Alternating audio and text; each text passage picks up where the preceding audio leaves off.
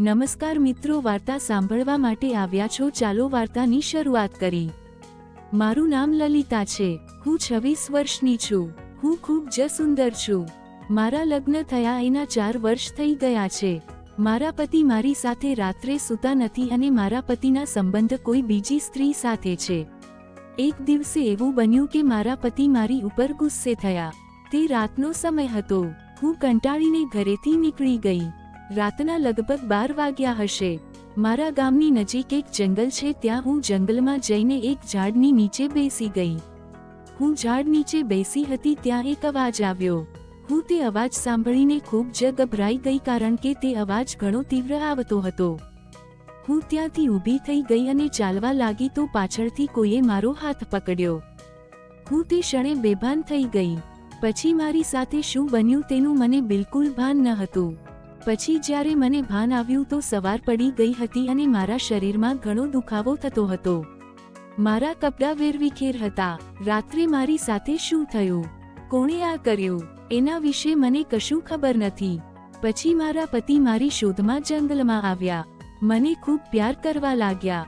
આ જોઈને મને આશ્ચર્ય થયું, કારણ કે 4 વર્ષ સુધી મારા પતિ આ રીતે મારી સાથે કર્યું ન હતું। પછી મારા પતિ કહેવા લાગ્યા કે તું આટલા દિવસ સુધી ક્યાં હતી? હું લગભગ 7 દિવસથી તારી શોધ કરી રહ્યો હતો। મારા પતિની વાત સાંભળીને હું વિચારવા લાગી, કારણ કે હું ઘરે છોડીને આવી તો એક દિવસ થયો હતો, તો પછી મારા પતિ 7 દિવસથી મને કેવી રીતે શોધી શકે?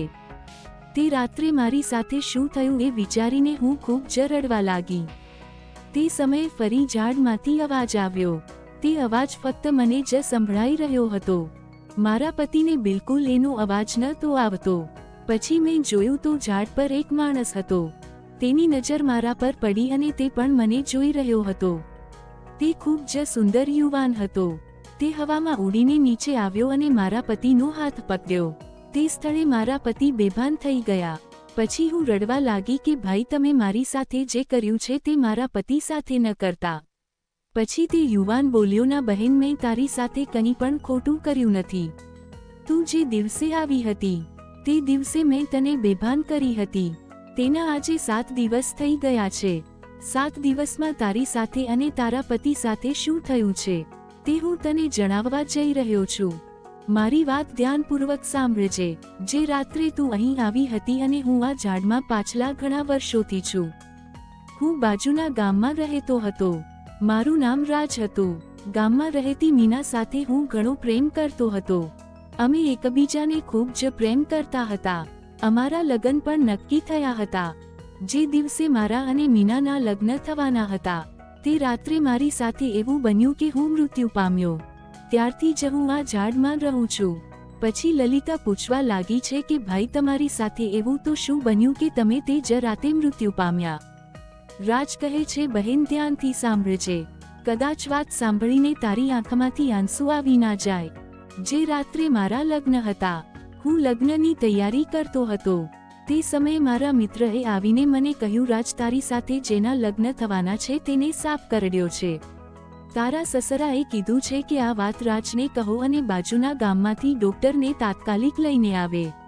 મારા મિત્રની વાત સાંભળીને હું બાજુના ગામમાંથી ડોક્ટરને લેવા ગયો। તે જ સમયે રસ્તામાં આ ઝાડ પાસે મારા મિત્રએ ષડયંત્ર કર્યું હતું। તેની મને જાણ ન હતી। તેને ડાકુ સાથે મળીને મારા મૃત્યુની યોજના બનાવી હતી। ચાલતા ચાલતા હું આ ઝાડ પાસે આવ્યો અને તે જ ક્ષણે 4 ડાકુ મારી સામે આવ્યા અને જોર જોરથી હસવા લાગ્યા। પછી તે મિત્ર પણ મારી સામે આવ્યો અને તે પણ હસવા લાગ્યો। મને કહેવા લાગ્યો કે રાજ, તું જે મીના સાથે લગ્ન કરવા જઈ રહ્યો છે તેને હું નાનપણથી પસંદ કરું છું। તેને પામવા માટે હું કંઈ પણ કરી શકવા તૈયાર છું। તે માટે મેં આ કાર્ય રચ્યું છે। તે જ સમયે ડાકુએ મારા પર તલવારથી પ્રહાર કર્યો અને ખાડો ખોદીને આ ઝાડ નીચે મને દફન કર્યો। ત્યારબાદ મારો મિત્ર મીનાના ઘરે ગયો અને તે કહેવા લાગ્યો કે મીના, જેની સાથે તારા લગ્ન થવા જઈ રહ્યા છે તે બીજી સ્ત્રી સાથે સંબંધ હોવાને કારણે ગામ છોડીને ચાલ્યો ગયો છે।